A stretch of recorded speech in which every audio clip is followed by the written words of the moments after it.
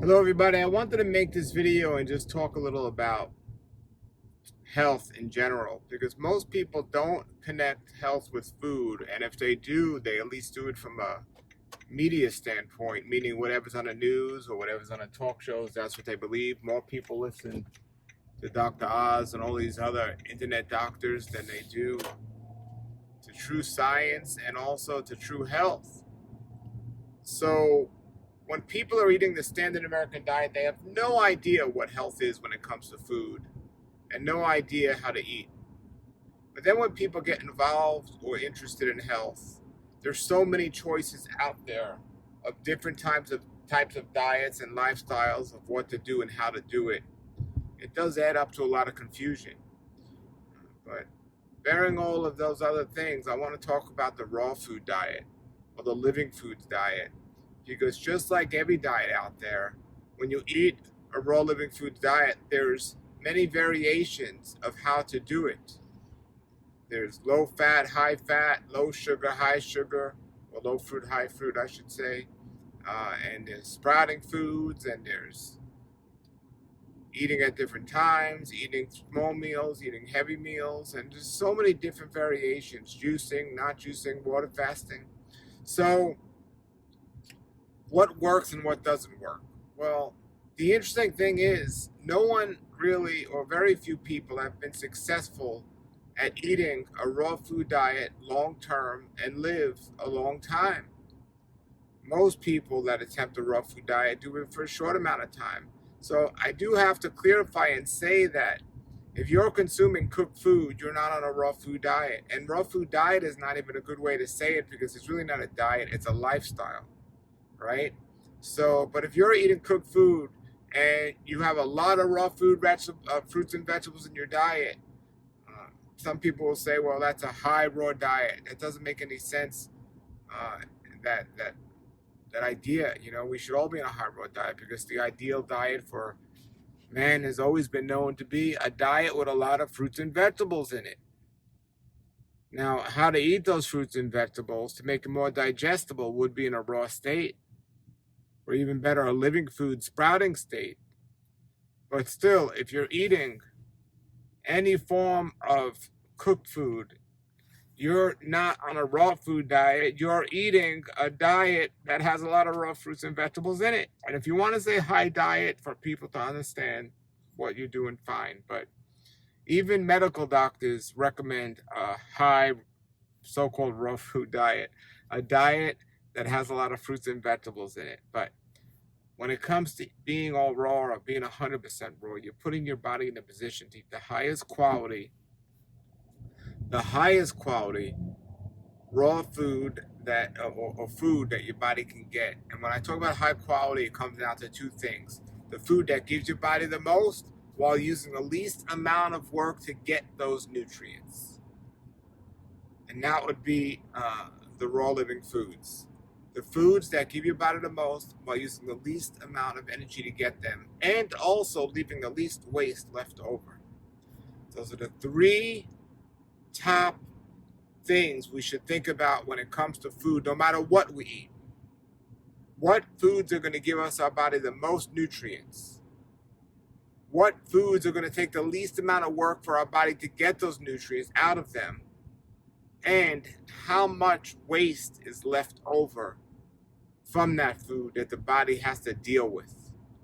Those are the three things we need to think about, no matter what we eat.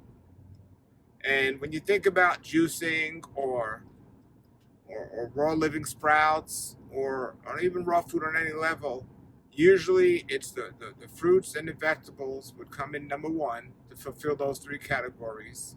Sprouts would be number one. The fruits and vegetables would be number two. And you could say nuts and seeds might be number three. Anytime you add heat to these foods, it changes everything. Now you're taking a lot of the abundance that's in the food out of it when you cook it. You're destroying a lot of the things in there. Now you're making it harder for the body to get what it needs out of it because you're destroying the enzymes when you heat the food. And then finally, depending what the food is or what type of food it is, there can be waste left over. So we got to think about that. So besides those three things, when we think about diet, again, how much nutrient is in the food? Number two, how hard does your body have to work to get those nutrients? And number three, how much waste is left over? Those are the type of foods that are ideal to eat. Now we want to discuss how to eat. This is extremely important and where most people fail. How to eat.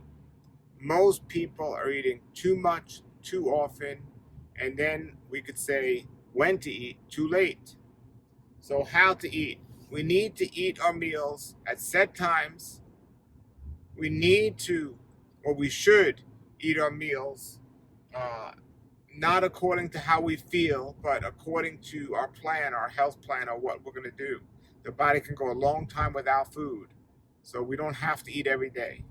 We need to make a good plan, or we should make a good plan of how to eat our food. So planning is a good thing. Being prepared, if you're going to eat 3 times a day, or how many times you're going to eat each day. And then when you actually take the food, if it's a juice, you want to mix it around with the saliva in your mouth. If it's a meal, you want to chew it up really well until it becomes almost a juice in your mouth. Because there's an enzyme in the saliva that helps break that food down, and that's where digestion starts. When we look at how to eat, besides chewing your food really well, eat in an environment that is comfortable.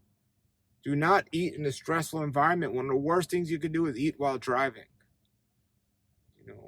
But eating in a nice environment, and probably not even talking while eating. But if you are going to talk, at least have a positive conversation.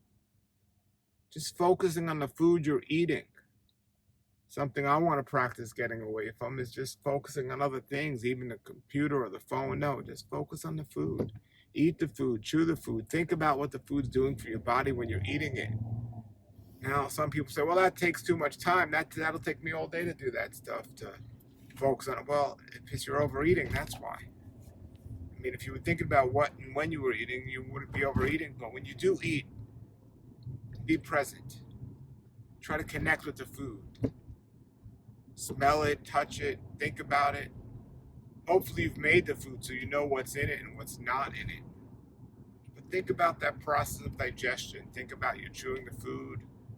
Maybe it'll bring you pleasure if you pick the food yourself. You can think about how you grew that food, possibly. And then finally, when you eat. Eating late at night, eating before going to sleep, is definitely a big problem. Definitely a big problem that many people suffer from. When we look at all these factors, the 3 things I mentioned about the food, how many nutrients are in it, how are you going to get those nutrients, and what's the waste going to be over from those nutrients. So that's the type of food we need. And then how to eat that food, chew it very well and be present. And then when to eat that, and don't overeat. And then when to eat that food is not eating late at night, eating according to set times, when the times, and understanding the connection between the sun and the moon and digestion and cleansing. And when to rest. You're assuring yourself the best possible environment for your body to thrive. When I went to Hippocrates Health Institute a long time ago to learn about all this, the guy there said, Brian Clement said, food doesn't heal the body. When you give your body the food it needs, the body does what it was designed to do. It was designed to heal naturally every night when we're sleeping. If you're not eating the right diet, you're not going to be able to get the right sleep. You're not going to be able to get the right healing. So you're creating a bad environment, and you're not giving the body a chance to heal. And this is what most people do when they're eating a particular way, a particular type of food, and so on. Now, you might be on a raw food diet and might have figured out the food part, the best food to eat. But if you still haven't figured out how to eat it and when to eat it or how much to eat, you're going to run into many of the similar problems as you did before or as other people run into. So you must look at these areas, understanding the body was designed to self-heal during sleep and rest. And the main goal of when it comes to health is to get as much of that healing as possible, though the best healing as possible. And the main way to do that is to be understanding of what we're doing and just not just eat for pleasure or emotions or feelings like most people do today, getting themselves in trouble. So I'm going to say these three things one more time. I'm going to say these areas again. And if you want to be successful at any way of eating, but especially if you want to be successful at an overall long-term vegan diet, you must pay attention to this. The first way is, I'm going to say it again so nobody forgets or understands or doesn't know. Number one is to eat the foods or find the foods that are going to give your body the most nutrients while using the least amount of work to get those nutrients, and at the same time leave the least amount of waste left over from those nutrients. And I'm not talking about fiber. Fiber isn't waste. Fiber is something good that you want. I'm talking about the toxins that are in the food, the pesticides that are in the food, all the things the body has to deal with to get rid of that we might not necessarily see, but they're there. The poisons, the drugs, and so on. Number two is how we eat. Eat, be focused, try to have very little distractions. Make sure you're not eating when you're talking about something negative or eating in nervous situations or hyper situations like driving. Focus on your food. And then when you're going to eat, and how much we're eating. Don't eat late at night. Get up from the table when you're not completely full, but when you've had enough. And don't eat before going to sleep. These three areas are going to go tremendously a long way in the whole health picture, the whole health puzzle. Now, the quality of sleep, you're going to put yourself in an environment to get. Eating this way will accomplish that and help you accomplish that. Understand a swimming pool. And if a swimming pool is kept clean through however the pool cleaners do that, the pool cleaners will use, unfortunately, chemicals to clean it. But let's say a natural swimming pool. You still want to keep it clean, so you have to get a filter in there to get out the dirt. You have to make sure you're not putting more dirt in. No one would jump in. Well, I live here. They have a swimming pool. They're nice. They're blue. They're just nice looking pools. But no one would jump into it. Dirty, green pool that was just filthy. Well, think about your cells. Think about your blood as that pool and your cells as you. Your cells don't want to swim around in junk either. They want to swim around in clean environments. And when you're doing these things I'm saying with the food and when to eat and how to eat and how much to eat, you create an environment for your body your cells to thrive and do the job they were created to do with how they were created to do it. It's not that complicated from a physical standpoint. From an emotional standpoint, we've been so trained to do the opposite. We've been trained not even to think about the pool or the blood or anything like that, the cells, sleeping.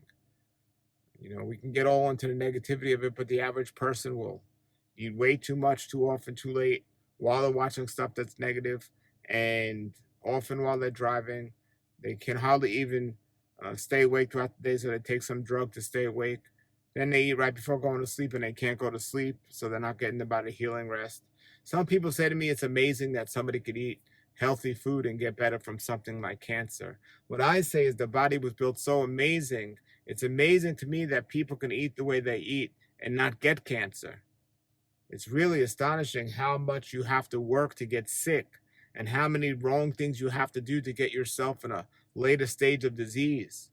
The body is a healing machine, and it was designed to do that and is doing that every single day, even amongst all the toxins people are pumping into their body and all the mistakes people are making with their diet. You can get away with a lot, but eventually it's going to catch up to you. And everything you do right now is an investment for the future in terms of your overall health. So make sure you're paying attention to these things I'm saying. It took me many years to learn these things and implement these things. All right, everybody? Thank you for watching. Put your comments below. Please watch all the great interviews I have on my videos, because there's so much good nuggets that we could take that are going to help us. All right, if you have any questions, put them below. Until then, everybody, have a great day and a great world life. Nature's wealth, good for your health. This This is the Raw Life Health Show.